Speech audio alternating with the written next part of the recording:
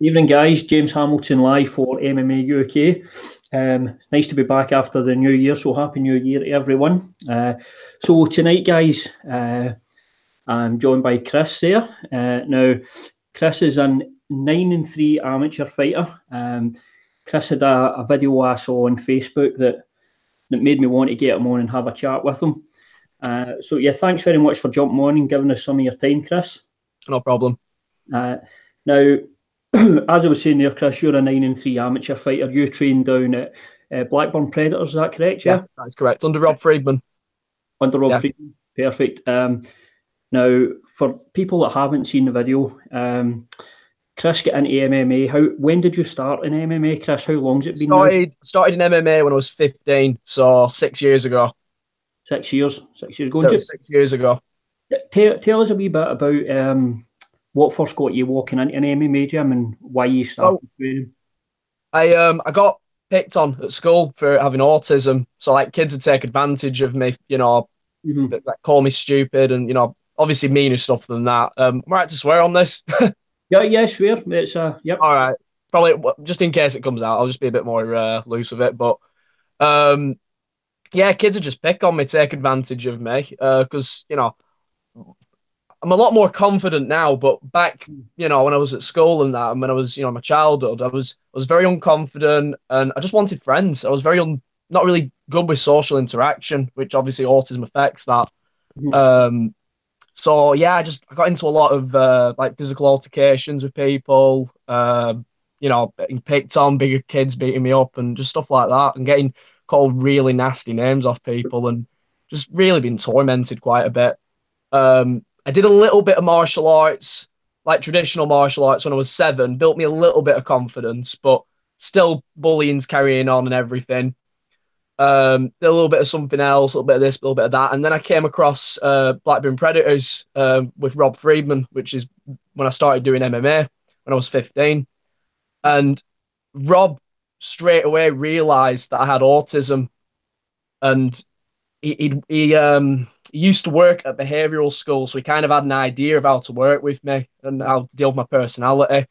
So, I think, being dead honest, back when I first started, I think if I started at any other gym, I don't think they would have been able to cope with me. I really don't, because I wasn't.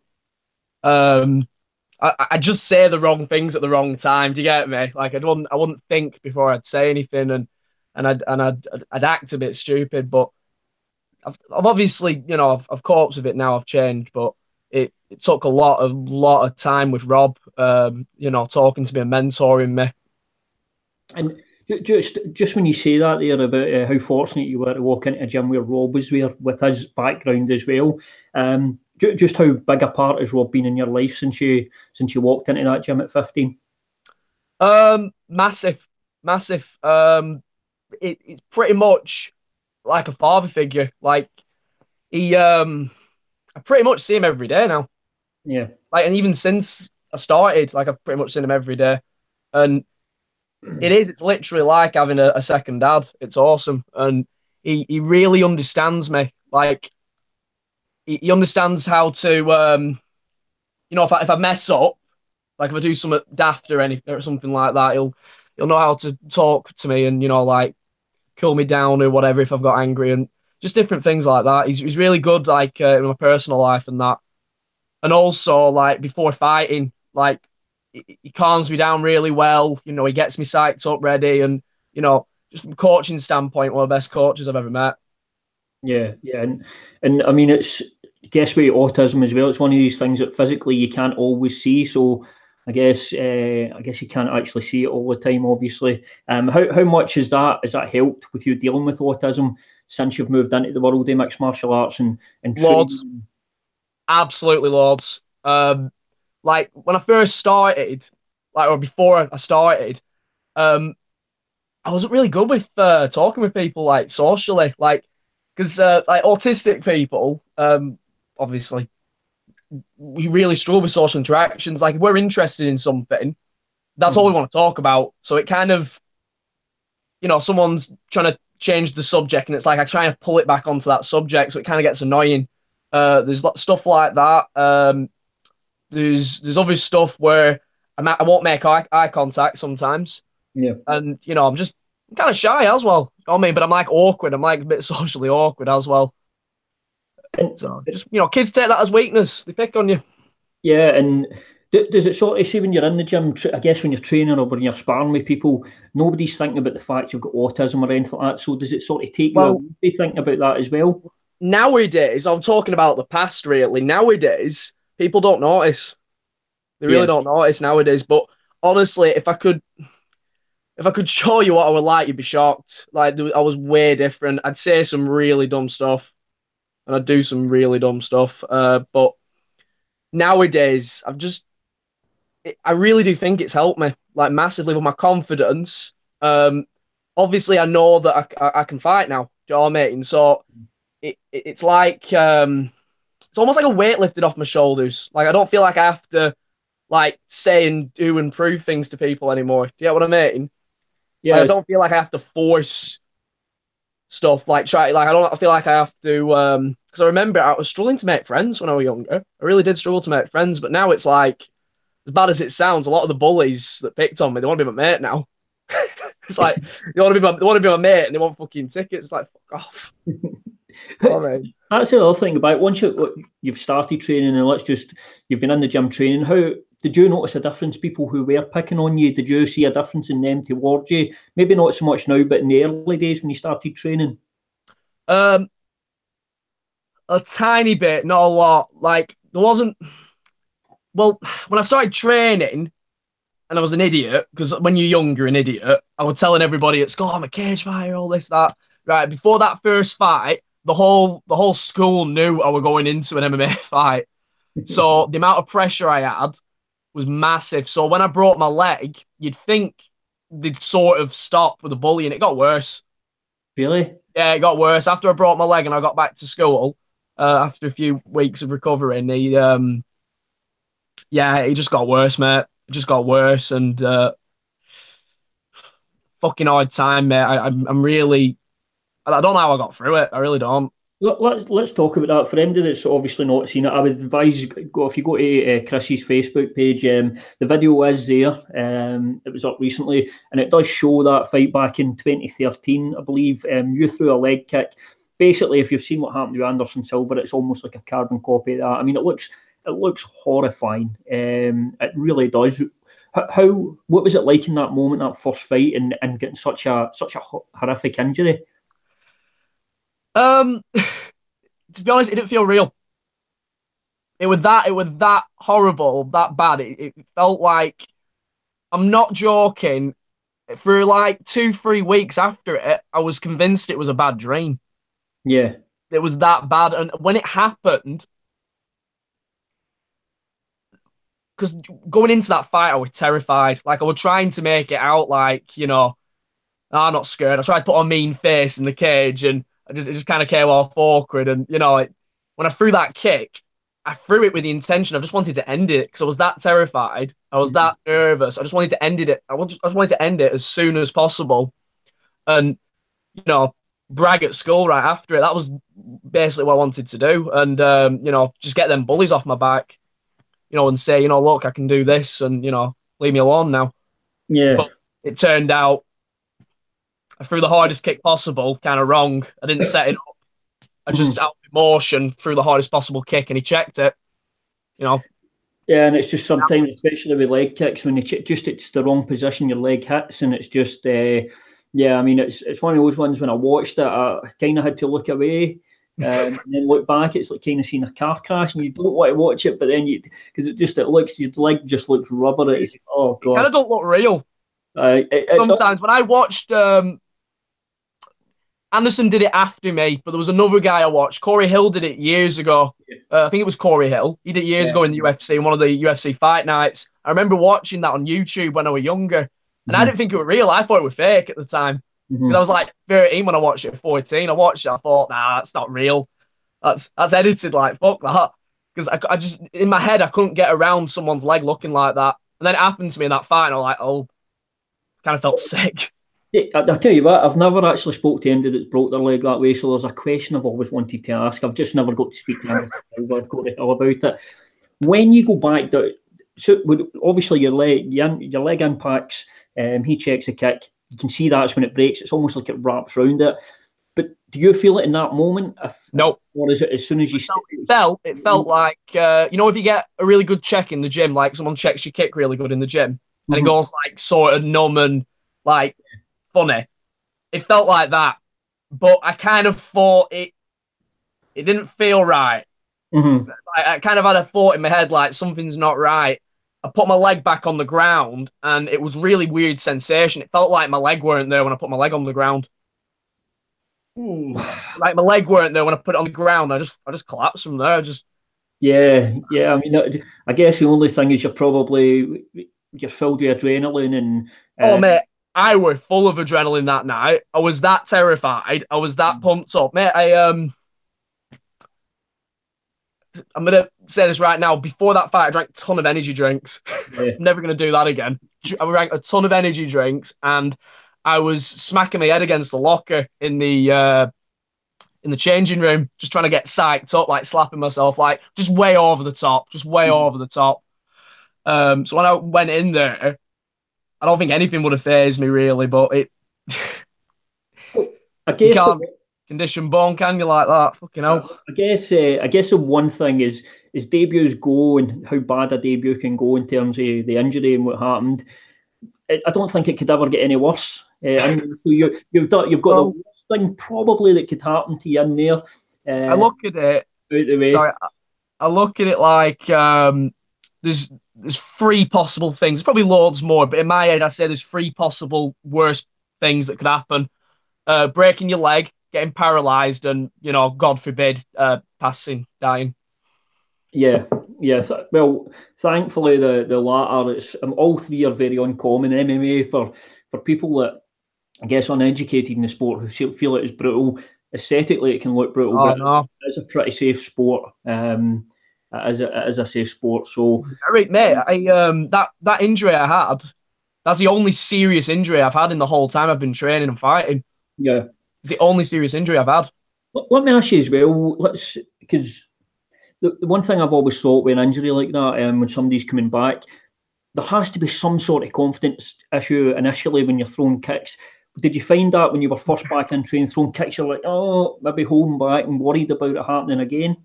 Mate, 100%. I mean, I can kick now. When I go into my fights, I throw kicks. I actually threw, in my last fight I had, I lost it, unfortunately, but it was at the IMAFs. The Bahrain, the IMAFs in Bahrain. Fought on that. I lost, unfortunately, but I threw, I think, 2 or 3 leg kicks. First time in a fight I've thrown a leg kick. So in 6 years, first time I've thrown a few kicks. No. Obviously, we're wearing shin guards, so in my head, it's like, it's not going to be that bad. But if you ever fight on the IMAFs, you'll realise they don't do shit, them shin guards. They're just socks. Yeah. But are they there to make it look safer then? Yeah, I'd say so. I mean, I'd say it's a tiny bit. But it's when you're kicking as hard as you're kicking in a fight, it's not going to make that much difference. But anyways, coming back from that injury, the first year, I did not want to throw any leg kicks, like even in sparring. Like, it's like, it was like a phobia, and it kind of still is. I'm not going to lie. It's still sort of a phobia. And, I think in the back of most fighters' minds, that's something in their head, like, oh, God, I don't want that to happen. I've got to set that kick up. Yeah. I mean, I guess it's one of those things. It's unfortunate it happened to you, but like I say, all the years I've watched it, I've only seen now that happening 3 times, and the other 2 was Anderson Silva and Corey Hill. I can't remember his name. So it's not a common occurrence in the sport. I've seen it a couple of times in kickboxing and stuff like that as well. So let's move on for the injury. Oh, yeah. So you've been training, like you said, you're 9-3 now. Amateur career, I know you lost obviously at the IMAF there, but so far so good. Maybe 2017 was a wee bit of a slow year for you. 2018 rather. 2018. Well, it was good early on, but I ended up doing the trials for the IMAFs, and I ended up getting picked. And in my head, it wasn't, I'm going to get loads of experience this year, I want to fight loads of times. It was just train for the IMAFs, just train for the IMAF World Championships. And I ended up having to pull out of 2 fights due to that, because I didn't want to get injured, because it was one of the biggest opportunities of my life. I didn't want to have all that funding and have a possibility of getting injured and having to pull out. But looking back on it, you know, from my experiences in Bahrain, I need loads of fights. I'm just going to throw myself in there now. No. You know, I want to get as many fights as I can in now. Tough fights. You know what I mean? Fights that go the distance. Because I've not gone the distance in any of my fights. I've either finished the guys or they've finished me. I want to see what a 3-round war is. I want to see what a 5-round war is. You know, and just I want to get at least 20 fights. Like you see a lot of amateurs nowadays. They have like 10 fights, 9 fights. Some even have 5 fights and they turn pro. I think it's fucking daft. Because and some of them will pad the records as well. Yeah. Some of them will pad the records like fuck. And then they'll go into the first pro fight, they'll fight someone half decent, and they'll get smashed. I don't want that to happen to me. I'm going to give it my all at amateur and test myself. And then when the time is right, I'm turning pro. And I'm going to put on a statement when I turn pro. Well, I'll tell you what, that actually leads into something. We've had a comment from Chris Cadden. Chris Scadden rather, and he's asking how important is regional and grassroots MMA. Sorry? Chris Scadden is asking how important is regional and grassroots MMA. It's very important. You can't just go straight to the world stage. Yeah. You can't. And also, I think it's good for building your fan base and your ticket base. Mm-hmm. Like, you got to start somewhere. I mean, if, let's say, for example, someone like me just goes straight away onto a show in another country or a big show, no one knows who the hell I am. No one's going to care. Yeah. Do you know what I mean? You need to start somewhere. And also, pressure. Like, you want to start small and build up. You don't want to... we'll talk about it. We do school talks. Me and my coach and my girlfriend, we go to school talks and we talk about gradual exposure.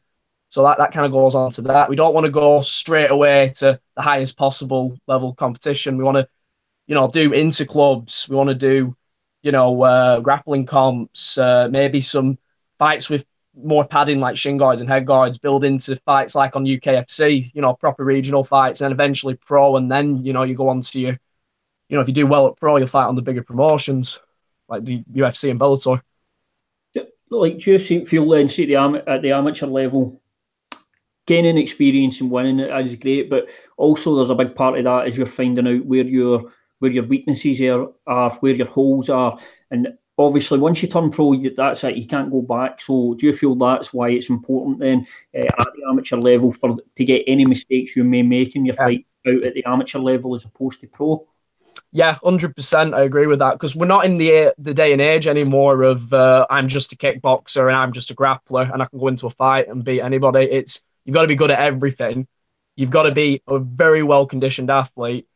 And I'm going to be honest with you, a lot of the amateurs nowadays are better than some pros. That's just a fact. Like, there's a few amateurs I know, like Corey Fry. I'd say that he's pretty much a pro fighter. Mm-hmm. There's a kid, he's just turned pro, Callum Mullen. He's going to be putting on a statement at pro, I think, this year. Real big statement. And and there's a few others. There's loads of others. I can mention loads. John James Young. He's fucking sick. There's loads, right? And I can see them beating a lot of pros, but we don't want to just turn pro. Mm-hmm. We want to make sure that we're perfect before we turn pro. We don't want to ruin our careers because when you go pro, you lose your first pro fight, you're nobody.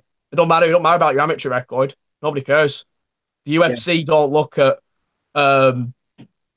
he's fought everybody, but he's got a losing record. He's really good. He's got a losing record. That's what they look at. They don't look at anything else. They'll just look at, is his record good? Is he undefeated?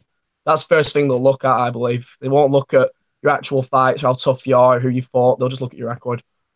Yeah. But I think as well, when you look at the amateur scene now, probably because there is a route for guys now where it's not easy to do it, but you can make a living you can make a living and make a career out of mixed martial arts. Now, you're maybe not going to make 100 million like Conor McGregor, but there is a route for a career now. So do you feel maybe that as well is why guys like yourself at the amateur level are now almost taking a more professional approach to it? Yeah, 100%, mate. And for you, at the amateur level in the UK, is there any particular shows that you would like to fight on? Is there any shows that you've seen that you'd like to get on that you've not been on yet? I know you've fought in like Budo and stuff like that. I'm open to quite like any show really, but my plan this year, I'm hoping it's nothing's confirmed yet. I'm hoping to get on Cage Warriors, UKFC, FCC, you know, maybe even the IMAFs. I'm thinking of I'm doing the trials for the Europeans in Belfast, so I might be on that as well in June. And then at the end of the year, whatever comes up, I mean, I'm hoping to have 6 fights by the end of this year. Well, just remember, there's some shows up in Scotland on top, Headhunters. Good shows. Good shows. A wee trip. I'll look into it. Yeah. I'll look into it. It's a bit of travelling, like, but yeah, look into it. Travelling, it's not all bad. It's only a wee drive up the motorway. It's not too bad. So talking obviously about your amateur, let's talk about your thoughts going forward in pro. And do you have a timeline or a sort of amount of fights you want to get to before you go pro, or is a big part of it going to be what your coach tells you as well? It's a combination of things. Obviously, it's down to Rob. He's my coach, my mentor. He knows me as a fighter more than anybody. It's down to how I feel. Like right now, being honest, I feel like I'm almost there. I really do feel like I'm almost there. Yeah. But I want to go all 3 rounds in a 3-round fight, all 5 rounds in a 5-round fight. I want to fight the best guys in the country. I want to win by knockout, right? I've not knocked anybody out. I've subbed all my victories are subs. I want to get some knockouts. I want to go to the distance with some guys. And I want to have a fight where I'm showing that I can come back from something, like in a fight. Like, let's say I lose the first round in a fight, like I get really badly beaten. I want to know if I can come back in the next 2 rounds. You get what I mean? Because that's something that people forget about. Like, a lot of people are front runners. I don't want to be that front runner. I want to be, if it all, goes to shit, I can still come back and win. Yeah, that's another thing I want to do. Like, I want to be perfect before I turn pro. I don't want to be that guy who has, he's got a weakness here or he's got a weakness there. You know what I mean? So it's basically then what you want fights that are going to test you in every aspect of mixed martial arts. Then you want guys that are going to push you to the limits. Is there any amateurs you see round about in the UK that you would like to share the cage with? Nah, I don't. No, I'm not going to call anybody out because I find that disrespectful. I mean, we're in a day and age now where, calling guys out, it sells tickets and, everyone does it, but it's not me. There is I can't do it. I can't call somebody out. Like, if someone calls me out, then I'll fight them. But it's not in my nature. No, a lot of guys aren't that way inclined with it. Obviously, privately, we won't ask you to say any names here, but privately, there must be guys you and your coach talk about that you think that would be a really good fight. Oh, mate, I'm not going to lie, of course, but I'm a respectful guy. I don't want to disrespect anybody, because if I say, like, I want to fight this guy, it's like they're going to be thinking, oh, he's a prick. He thinks he can beat me and all this, and I don't want to burn bridges, per se. Aye. Is that a saying? Burn bridges? Burn bridges is a saying. Yeah, burn bridges is a saying. So let me get your take on something then. Obviously, recent times you've got your likes of going to UFC, obviously Conor McGregor, Colby Covington, which is stark contrast to guys like, let's say, a Lyoto Machida. So you fall more on that side of things, Machida, where it's... I'd say more George St. Pierre, mate. I look up to that guy. That's the guy who I'd look up to more than anything, George St. Pierre. So never called anybody out. Is George St. Pierre, would you say he's your favourite fighter then? He's your idol? I'd say my top 2 are George St. Pierre and Michael Bisping. And George St. Pierre, based on, he's the perfect martial artist, really, if you think about it. Perfect, athlete. He's a good is it representative? Yeah, he's a good representative for the sport. And he's just a really good role model. I want to be more like that, okay? I don't want to be looked at as that knobhead that, calls everybody out. Because to be honest with you, the hardcore fans, right, are going to look at, if I start talking loads of shit and I'm going into fights and I'm winning everything, they're just going to hate me. I don't want people to hate me. You know what I mean? I mean, I'm going to get haters. I know I'm going to get haters when I'm eventually, that level, but I don't want that. I really don't. And it's not in my nature. You know what I mean? I'm a friendly guy in general. And the reason why I like Michael Bisping, it's a big one, this. Every single time he lost, he came back stronger. Every single time. Like, that is one of my biggest inspirations. And it's one of the reasons why I've carried on after that leg break, because I saw him get knocked out of Dan Henderson and he came back. He got loads of decision losses against guys. He came back and most guys would have just given up, especially after getting knocked out like that. Like Ronda Rousey got knocked out, in a similar sort of fashion, pretty viciously. She's done. She's absolutely done. Yeah. But Bisping came back a lot stronger. And another thing, he's a local lad. He came from Clitheroe. That's just down the road from Blackburn. So I look up to him loads because if he can do it, everything he's achieved, I can fucking do it. I know I can. I've got to say as well, we were talking about Bisping, he's one of my favourites. I always love Bisping, and probably one of my best moments in MMA is when he knocked out Rockhold. I love that. Absolutely love that, mate. Absolutely loved it. Honestly, when I saw him do that, it honestly, like, sounds a bit cheesy, but it touched my heart. It really did, because it just made me feel like he's done it. He came from practically nothing, and he had every single possible hurdle. Okay, everyone saying you're not going to do it, everyone doubting him and him losing, and he did it. He knocked him out, became the world champion. If he can do it, anybody can do it. If I can come back from breaking my leg, anybody can come back from anything. Honestly. So it's kind of almost like you've got that sort of mentality through the difficulties you've faced when you first started out. Obviously, bullying, living with autism, and then the leg break. Sort of, you've got that mentality of overcoming hurdles and obstacles, and it seems like something you've had to do in early on in your career as well. Yeah, 100%, mate. When I broke my leg, that was a massive setback. I came back. I had 2 fights. I won 2 fights, and then I fought Ben Royal, who was 7-0 or 6-0 at the time. Massive step up that. But Rob at the time said, Ben Royal's available for a title fight. Do you want to take it? I was like, yeah, fuck it. I'll do it. What the fuck have I got to lose? And I'm fighting one of the best guys in the country at the time. I go in there and, I realized straight away that it's a different level, because I was 2-0. Just come back from breaking my leg. I'm fighting Ben Royal. By the way, Ben Royal's, I think, 3-0 now in Thailand as a pro. Yeah. And he's sick. He's fucking sick.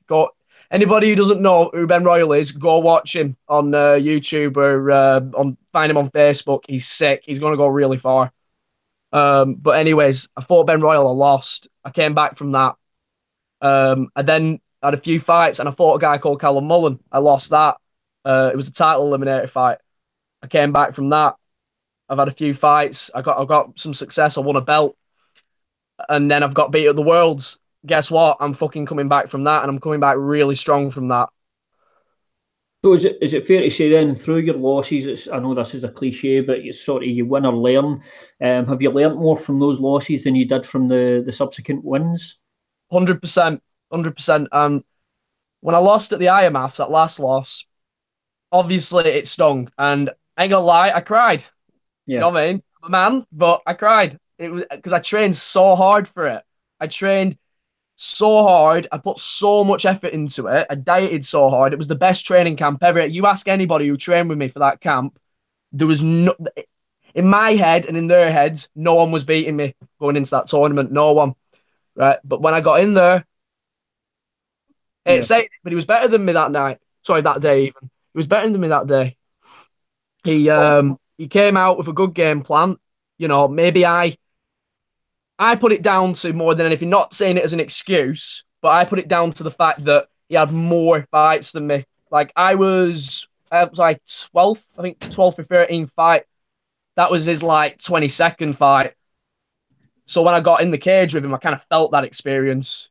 You know what I mean? I felt the sort of pressure, like I were hitting him with shots, and it were like it didn't really do much. Mm-hmm. You get what I'm saying? Yeah, no. It kind of that then goes back to the point you were making earlier about not rushing through your amateur career, but taking that time to gain the experience. Because in that fight, that sort of mentality that he had worked against you, because he did have a lot more experience. So And that's what I learned. Exactly what I learned, and that's what I've took from it. Because my plan after the IMAFs, if I were to win it, was going to turn pro, and I'm really glad that happened where I lost, because it's taught me a lesson. It's taught me that if I did win all them matches and turn pro, I might not have been ready. Yeah, yeah. You know what I mean? Just because I've won a few fights doesn't mean I'm ready for pro, because anything could happen when you're in there. It really can. Like, I could go into a fight, land a shot, knock him out. He lands a shot on me, knocks me out. I could go in and end up in a weird scramble, end up in a guillotine choke. Same with them. And you can break your leg. Yeah. Obviously, hopefully that won't be something that repeats itself. Well, listen, Chris, I'm not going to keep you too much longer. I'm really glad you come on into the chat with us. It's been interesting for me, and you've got a really, really interesting story, and it's good to see that you've overcome the hurdles that have been put in front of you so far, mate. So, thanks very much for coming on and giving me some of your time. No problem, mate. No problem at all. And just before we let you go, is there anybody you'd like to give a mention to? Anybody you'd like to thank that's helped you on your journey so far? Of course, number one, Rob Friedman, my head coach, my mentor, and he's done everything for me. I wouldn't be where I am today without Rob Friedman. I really wouldn't. Everybody at Blackburn Predators, I'm not going to say names, okay, because then I've got to name out the whole gym. So everybody at Blackburn Predators, okay, everybody at Manchester Predators, all my friends and family, and last but not least, my girlfriend. Go away. I thought you weren't going to mention me. Megan. By the way, Megan, my girlfriend Megan, Megan Morris, won the IMF World Championships a few weeks back at the junior flyweight. Congratulations, Megan. Thank you. I hope, Chris, as well, that you've not been trying to make any more hot chocolate or anything like that, have you? You've not seen that video. Oh, fucking seen that video. Something that's interesting with that is basically Price doesn't know how to make hot chocolate. That's horrendous state of affairs. That should be on your bucket list for 2019, young man. Learn how to make hot chocolate. He's a cutie, isn't he? It's a good thing he can fight. It is a good thing I can fight. Good job you can fight, mate. So listen, like I said, mate, thanks very much for coming on. I'm sure this won't be the last time we speak to you, and mate, we appreciate the time. Thank you. Thank you for your time. Thank you. Bye.